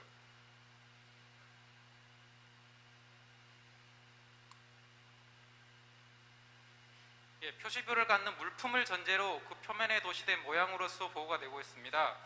화상 디자인의 예를 살펴보면 굉장히 좀 다양합니다. 보시면 웹사이트나 스마트폰, 가전제품의 GUI 사례, 또 아이콘이나 배경화면, 캐릭터 등도 물품성 등 일정 요건만 갖추면 등록은 가능합니다. 최근에는 동적 화상 디자인도 다수 출원돼서 등록이 되고 있습니다. 다만 물품성이 인정되지 않는 경우에는 등록이 어렵습니다. 예를 들어 가상 키보드 같이 물품 내 표시부를 특정할 수 없고 빛의 투사에 의해서 구현되는 경우나 화상이 표시되는 물품의 형상이 도시되지 않는 경우는 등록이 어렵습니다. 하지만 아래처럼 표시부를 파손으로 추가하고 물품 명칭을 화상 디자인이 표시된 디스플레이 패널 등으로 출원하면 등록은 가능하게 되겠습니다. 한편 현행 디자인 보호법이 AR이나 VR 등 기술 발전에 따른 다양한 형태의 화상 디자인 보호하는 조금 미흡하다는 논의가 계속 있어 왔고요. 이에 금년 8월 디자인 보호법 개정안이 발의돼서 현재 국회에서 논의가 되고 있습니다. 개정안에서는 화상 자체로 등록이 가능토록 하고 있고, 다만 이러한 경우 기기의 조작에 이용되는 것 등으로 한정을 좀 하고 있습니다. 화상 디자인 출원도 로컬언어 분류에 따른 물품류와 물품 명칭을 기재해야 됩니다. 물품 명칭은 권리 범위를 좀 더 확대를 하기 위해서 최근에는 대부분 화상 디자인이 표시된 디스플레이 패널로 이제 기재를 해서 대부분 등록이 되고 있습니다. 참고로 로컬언어 분류와 우리나라 물품류별 물품 목록을 비교해 보면 로컬언어 14류 제4군의 스크린 디스플레이 앤 아이콘이라든지 제31회의 그래픽 심볼은 우리나라에서 현재는 인정되고 있지는 않습니다. 심사실무상 일디자인 일출원주의는 일반적으로 크게 문제는 되지 않습니다. 다만 동적 화상 디자인에 있어서는 실제 조금은 종종 쟁점이 되고 있습니다. 동적 화상 디자인의 경우에는 변화 전후 도면 간의 형태적인 관련성이 좀 인정이 돼야 됩니다. 보시면 두 번째 사례의 경우 동일한 프레임을 사용을 하고 있으나 구성 요소의 모양이나 배치가 좀 상이해서 하나의 디자인으로 인정되지는 않았습니다. 이거는 유사한 내용으로 생략을 하도록 하고요.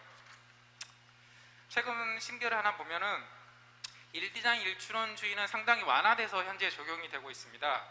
이 사건에서 심사 기준을 엄격히 적용을 하면은 거절할 수 있겠지만 심판원은 디자인의 설명이라든지 일반 수요자의 인식, 순간적인 화면 변화의 추세 등을 고려해서 하나의 디자인으로 인정을 하고 있습니다. 화상 디자인의 신규성 여부 판단은 일반적인 디자인과 큰 차이는 없습니다. 다만 실무적으로 다른 물품에 비해서 심사관이 직접 선행 디자인을 검색해서 찾아내는 것 자체가 다른 물품에 비해서 굉장히 어렵다는 좀 특징을 가지고는 있습니다. 이 사건에서 심사관은 양 디자인은 전체적인 구성과 레이아웃, 특히 X자 아이콘의 위치와 모양이 매우 유사하다고 판단을 했습니다. 그러나 심판원에서는 X자 아이콘은 일반적으로 널리 사용되고 있고 하단 버튼부의 모양 및 배치 형태 등이 달라서 전체적으로는 유사하지 않다고 판단한 사례입니다. 창작 비용이성 요건은 화상 디자인 출원 거절류 중에 가장 많은 비중을 차지하고 있습니다. 먼저 공지 디자인을 일부 변형하거나 또는 공지 디자인을 단순하게 결합한 경우를 그 예로 들 수 있을 것입니다. 다음으로 실무적으로 가장 문제가 많이 되는 건데요. 주지 디자인으로부터 쉽게 창작할 수 있는 경우를 예로 들 수 있습니다. 특히 UI 디자인에서 흔하거나 기초적인 레이아웃에 불과한 경우, 그리고 이러한 레이아웃에 사각형이나 원 등 단순한 모양이 결합된 경우 사실 창작 비용이성으로서 거절이 되는 경우가 좀 많이 있습니다. 이 사례는 좀 생략을 하고요. 여기서 보시면 출원 디자인은 디스플레이 모서리 부분에 공지된 동영상 재생 아이콘을 단순하게 배치한 것입니다. 사건에서 심판원에서는 출원 디자인의 아이콘 모양은 특이성이 인정되지 않는다. 그러나 아이콘을 특정한 위치에 배치한 것에서 특이성을 인정한다 해서 출원 디자인이 창작 비용이성 요건을 갖추었다고 판단했습니다. 이러한 신결이 많아지면서 최근 실무적으로는 창작 비용이성 요건이 상당 부분 완화돼서 적용이 되고 있는 걸로 알고 있습니다. 우선권 주장 관련된 사항입니다. 화상 디자인 같은 경우 보호하는 방식이 국가마다 굉장히 많이 좀 다릅니다. 따라서 심사 실무상 우선권 증명서류 전체 내용하고 제1국 출원국가 제도 등을 좀 종합적으로 고려해서 우선권 인정 여부를 판단하고 있습니다. 실무적으로 1국 출원 디자인과 한국 출원 디자인의 동일성 여부는 보시는 그림에서처럼 굉장히 유연하게 좀 판단을 하고 있음을 말씀드리겠습니다. 마지막으로는 화상 디자인과 관련된 침해 사건을 하나 소개해 드리고도 하겠습니다. 사실 이거 외에는 제가 찾지를 못해서 이 정도만 소개하는데요. 원고는 애플이고 피고는 삼성 전자입니다. 이 사건에서 법원은 원고의 등록 디자인과 피고 제품을 비교하면서 아이콘의 배열 형태는 유사할 수 있으나 개별 아이콘의 구체적인 모양이 유사하지 않다고 판단해서 디자인권 침해를 인정하지 않았던 사례이고요. 같이 판단하면서 이제 이런 사례들도 같이 판단했는데 다 침해가 지금 부정되어 있는 이제 그런 사례가 되겠습니다. 자세한 내용은 그 자료를 보시면 충분히 이해가 가능하실 걸로 판단됩니다. 앞서 말했듯이 화상 디자인 출원은 사실 과거에 비해서 실무적으로는 등록 요건 적용이 많이 완화돼서 현재는 적용되고 있습니다. 이러한 실무 태도가 디자이너하고 기업의 화상 디자인의 보호에 조금이라도 이제 도움이 되기를 바랍니다. 이상 발표를 마치겠습니다. 감사합니다. 예, 감사합니다. 아직 소송법적으로는 좀 낯선 화상 디자인이지만 자세하고 상세한 내용 다시 한번 감사드리고요. 말씀하신 개정안이 시행이 되면 아마 사건도 같이 늘어나지 않을까 하는 생각입니다. 순서상으로는 토론 시간이긴 한데요. 예, 지금 다들 표정을 보니까 뭐 토론보다는 그 커피가 필요하신 것 같아서 토론은 혹시라도 하실 분 안 계시죠? 예, 그러시면 정 못 찾겠다 하시는 분은 앞에 계신 분한테 개인적으로 오시면 친절히 답변해 드릴 것으로 생각이 됩니다. 그럼 이것으로 3세션을 마치고요. 이번 세션 통해서 디자인 소송에 대해서 보다 깊이 이해할 수 있는 기회가 되었길 바라고 끝으로 멀리 연구에서 참석해 주신 빌 변호사님과 여기 계신 모든 패널분들께 다시 한번 큰 박수 부탁드리겠습니다. 예, 감사합니다. 이것으로 세 번째 세션을 모두 마치겠습니다. 발표를 진행해 주신 연사분과 윤성식 부장판사님께 다시 한번 감사 인사를 드리며 잠시 휴식 시간을 가지신 후 4시 30분부터 마지막 세션을 진행하겠습니다.